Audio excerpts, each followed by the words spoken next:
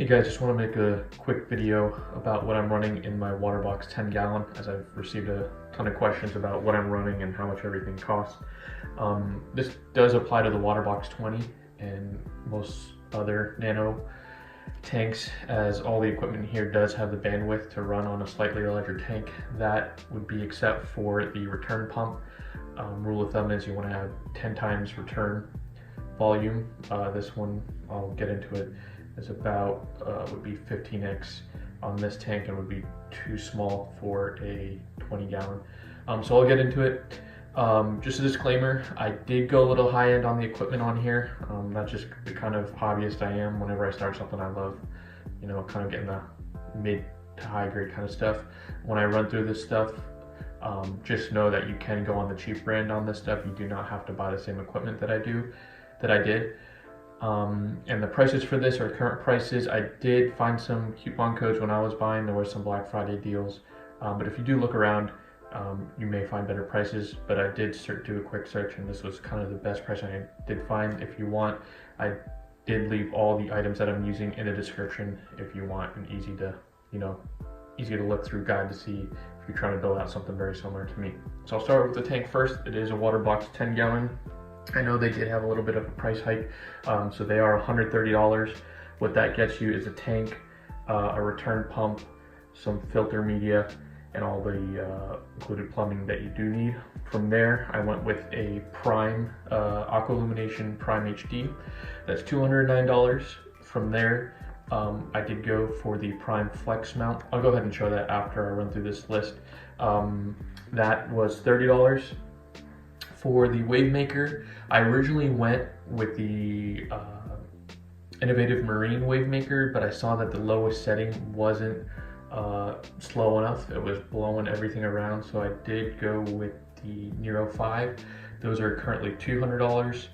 I am running a skimmer on here just because I do have a little bit more of a bio load. I have 2 clownfish, a royal grama, a blue damsel, a blood shrimp, ton of cleanup crew, and a ton of corals. So I am running that skimmer, running a protein skimmer. The skimmer that I opted for was the Aquamax NF1. That currently is $90. The reason I went with this one, reviews were good. The tons and the AI had good reviews, but this does use a C-J pump, so it is dead quiet. I highly recommend this one. Then from there, this is optional, I did go with an in-tank media rack. This tank does come with the filter sock, but you'll be cleaning that often, and it's hard to kind of stuff it with the appropriate media. So in there, I didn't include this because this is optional. People run different stuff, but for me personally, in the in-tank rack, so the rack itself is $45, and then within there, I'm running blue-white filter floss on the top. In the medium, in the middle, I am running Seachem's, what is the name of that stuff? Can't think of the name. I'll put it in overview on the video. And then on the bottom, I'm using Chemic Pure Blue. From there, I did upgrade the return pump just because the one from Waterbox isn't the best pump. It's very loud. I do have this in the bedroom, so I want this dead quiet. That's another reason I went with higher end gear, is because I wanted to be dead silent. I did upgrade to the Cobalt Aquatics MJ606 return pump. That is $32. For a heater, I'm running the Cobalt Aquatics Neotherm. You can get away with a 50 watt. I did end up getting a 75 watt because I did purchase it from my local fish store and they only had a 75 watt. That's $30. And I do keep my home very cold, so it's just an added bonus that doesn't have to run continuously. And then from there, I am running an auto top off. I wanted this to kind of be like turnkey, not a lot of maintenance. So I did have to suffer on the back end spending for the equipment. So I am running an auto top off. I'm running the Innovative Marine top off system. So you have to buy the controller and the return pump separately. The auto top off controller $70, the return pumps additional $70. Then from there, I did purchase a 6-gallon container that fits behind this dresser that this tank is on. I got that from Bass Pro Shops, and that was $15. Then from there, I'm using a Flipper Nano. I highly recommend this. The the cleaner itself is very good. The magnets are very strong. One pass gets everything out, and it also has a scraper for when you want to get closer to the sand bed. I did include that because I do think that you do need a magnetic cleaner. Then from there, I included in this list is the Flipper Platinum glass scraper, handheld glass scraper, just to reach the back glass. Again, this is optional. If you wanted to, you could take the backside of the Flipper Nano scraper and dip your hand in the tank. The method that I went with this scraper, I do not. That was $20. I did also buy a generic coral feeder because I am feeding a lot of reef roids. 14-inch coral feeders, $11. Then from there, this is kind of case by case basis. I did opt in for the Eheim fish feeder. I am out of town a lot, so I do need that automated feeding, and there's no one else around here to feed it. That was $26. With that, you do need a feeding ring, so I had to purchase that as well. That's $6. Went with an innovative marine drip acclimator. Again, you don't need this. You can use just regular silicone tubing as of the fish. Every time I go to the fish store to buy water, I always end up buying something. So this time I had to buy water, and I saw this little gadget, and it had a little controller for how fast the drip goes down, and I like how it was a little hook at the end. It was $11. I am running that filter floss, which is $9. And then I am running it's called a Bestic. This is on Amazon. I have a link down below. It's called a Bestic individual switch power strip. The reason I went with this is because it has individual switches, because not everything on here you can control, and unplugging it, replugging it in is kind of a pain. Don't want to damage your prongs, and the way I have it mounted, it was ripping the back of the dresser. So that was $35, and like I said, when I go to feed, I can individually hit the switches. I'll show that in a second.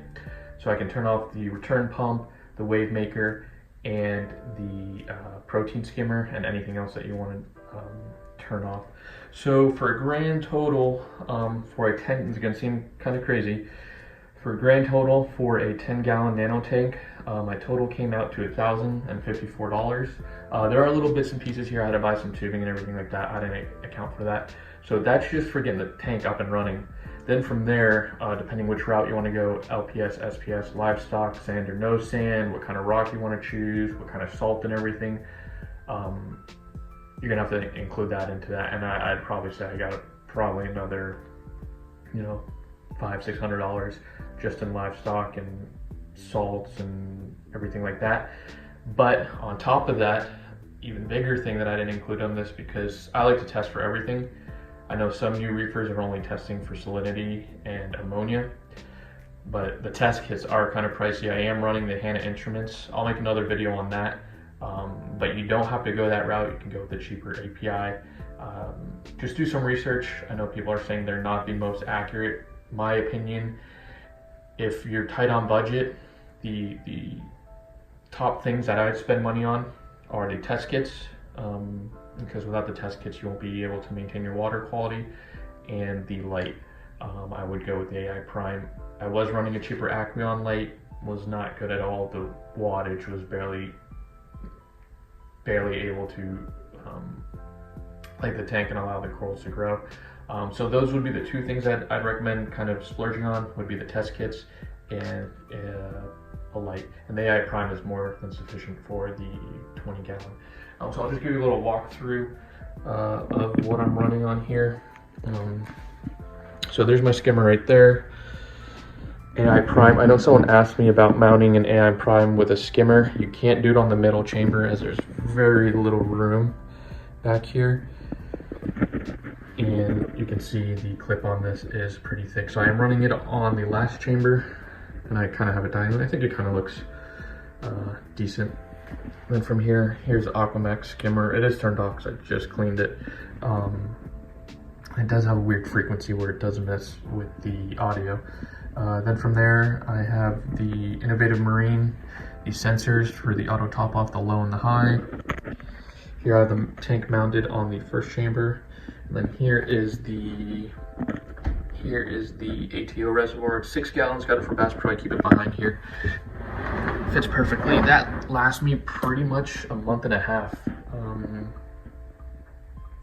Close to 45–60 days on refilling this. I'm not running a lid on here. So I do have a lot of evaporation. I do run my light intensity pretty high. Then from there, here is that power strip I was talking about. So if I did want to feed, I have my first three are my first important ones, so I can turn off the return pump, my wave maker, and then my protein skimmer, and then when I'm done feeding, I can go ahead and turn everything back on, and then I can control everything else. It has 8, which is more than sufficient, and also has some USB, and then it has a master switch over there. I have my AI wave maker controller right there. I use the app, so I rarely even use that. Here I have mounted the ATO controller, the Innovative Marine controller. What else? Here is the in-tank media rack. So this is what I'm talking about. If you want to, I got some, looks like sponges or something down in there. I won't pull the whole thing out because I don't want all of it to try to come back in the tank. And then I run the filter floss on top. But I run this just because it's easier than running a filter sock. I just stack these on here, and then when I'm ready to change it out, just pull this out and put a new one in there. So it's super easy to use. Then over here, the last chamber, let's see if I can get my focus. I do have the Neotherm heater, the MJ606 in there. I have the magnet for the protein skimmer in there. I do have the ATO going into the middle chamber, so it does mix a little bit in there. I also have this frag rack. I didn't mention that in there, but like I said, that's optional depending on how many frags you have. I did just pick up these 2 rainbow Akins. So you can see the cable. I'm very like aesthetic, so I love like making things look, I'm a minimalist. So you can see this cable right here, it kind of looks funky. So what I do is put it under this rack right here. And now you can see without gluing it or anything, it's kind of like streamlined. Don't mind the mess back here because I was playing with the ATO reservoir.